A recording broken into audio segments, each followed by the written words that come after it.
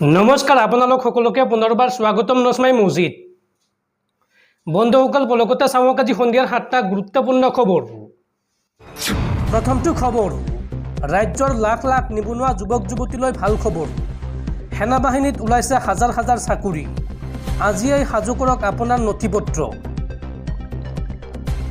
দেশ সেৱাৰ প্ৰতি আগ্ৰহী যুৱক যুৱতীৰ বাবে ভাল খবৰ আহিছে। সেনা বাহিনীত চাকৰি কৰাৰ সুবৰ্ণ সুযোগ আহিছে। আপুনি আজিয়েই সাজু কৰক আপোনাৰ নথিপত্ৰ আৰু অব্যাহত ৰাখক শাৰীৰিক অনুশীলন। এইবাৰ BSFত ওলাইছে চাকৰি। যদি আপোনাৰ BSFত চাকৰি কৰাৰ সপোন আছে তেন্তে আপোনাৰ সপোন সাৰ্থক হোৱাৰ দিশত। এতিয়াই কৰক আবেদন। BSFত ওলাইছে বহুকেইটা পদ। পেৰামেডিকেল ষ্টাফ কনিষ্টবল, উপপৰিদৰ্শক আৰু সহকাৰী উপপৰিদৰ্শকক ধৰি বহুকেইটা পদ খালী হৈছে। অনলাইন আবেদনৰ অন্তিম তাৰিখ হৈছে 25 জুলাই। আৰু আবেদনৰ বাবে অৰ্হতা আৰু যোগ্যতা কিমান চাওঁ আহক। দশম উত্তীৰ্ণৰ বাবে ITI প্ৰমাণপত্ৰ আৰু 3 বছৰৰ অভিজ্ঞতা থকাটো আৱশ্যক। আৰু লগতে কনিষ্টবল পদৰ বাবে দশম শ্ৰেণী উত্তীৰ্ণ অৰ্থাৎ মেট্ৰিক পাছ আৰু 2 বছৰৰ অভিজ্ঞতা থকাটো আৱশ্যক। আৰু লগতে দ্বাদশ আৰু স্নাতক উত্তীৰ্ণও কৰিব পাৰিব আবেদন। আবেদনকাৰীৰ বয়স নিম্নতম 18 বছৰৰ পৰা সৰ্বাধিক 30 বছৰৰ ভিতৰত হ'ব লাগিব। আৰু এই সন্দৰ্ভত ভাৰতীয় সেনাৰ তৰফৰ পৰা মুকলি কৰা হৈছে বিশেষ ৱেবছাইট। ৱেবছাইটটো হৈছে https://rectt.bsf.gov.in/। এই ৱেবছাইটৰ জৰিয়তে আপোনালোকে সবিশেষ তথ্য জানিব পাৰিব, লগতে অনলাইনৰ জৰিয়তেও আবেদন কৰিব পাৰিব। পৰৱৰ্তী খবৰ, উচ্চতম ন্যায়ালয়ৰ ৰায়ক এইবাৰ প্ৰত্যাহ্বান জনাবলৈ সাজু হৈছে মুছলিম পাৰ্চনেল ল' বৰ্ড। এক গোচৰৰ ৰায়দানত উচ্চতম ন্যায়ালয়ে মন্তব্য কৰি কৈছিল যে বিচ্ছেদিত মুছলমান মহিলাই পূৰ্বৰ স্বামীৰ পৰা ভৰণ পোষণৰ দাবী কৰিব পাৰে।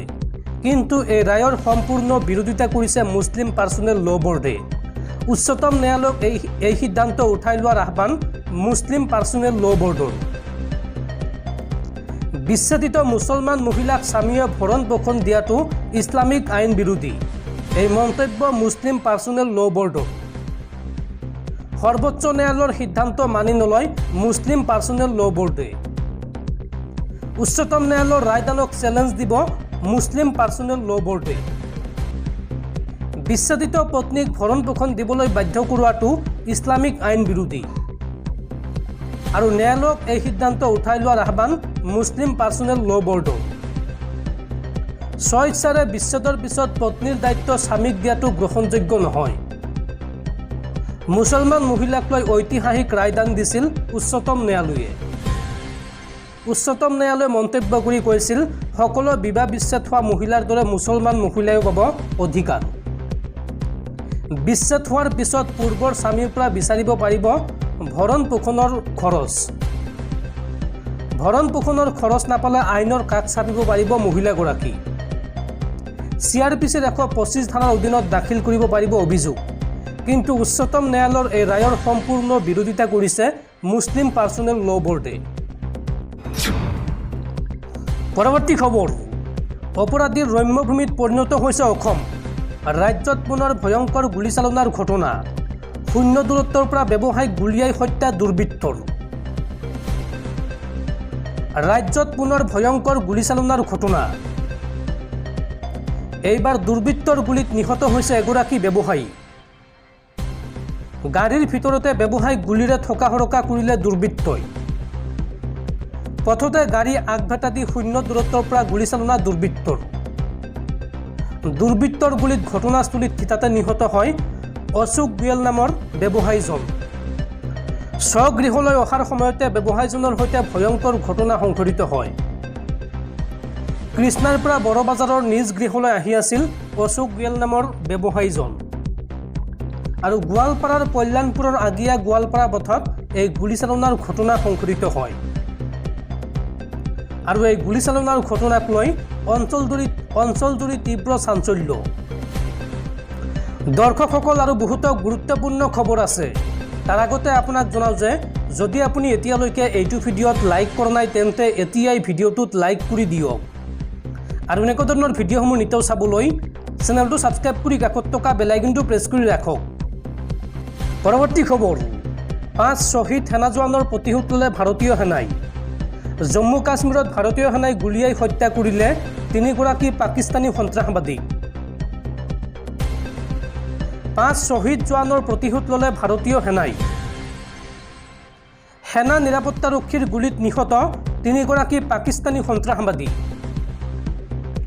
ভাৰতত প্ৰৱেশৰ চেষ্টা চলাইছিল সন্ত্ৰাসবাদীকেইটাই।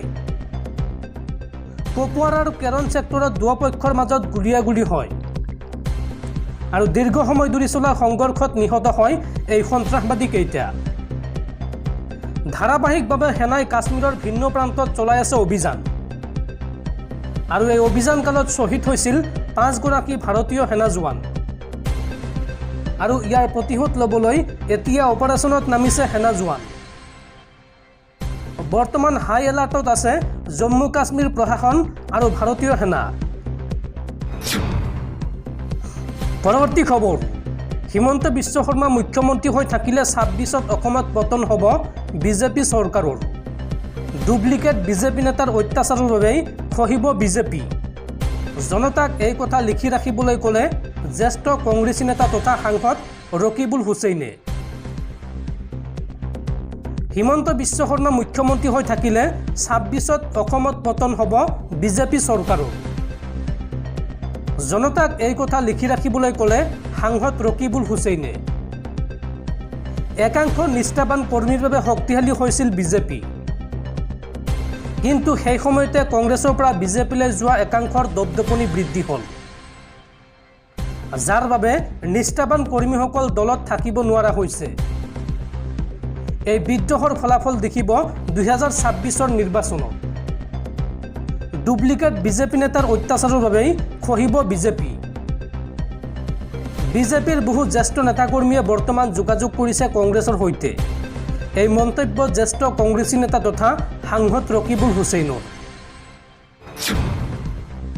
পৰৱৰ্তী খবৰ, ৰাম মন্দিৰক লৈ কেন্দ্ৰীয় চৰকাৰৰ বৃহৎ ঘোষণা।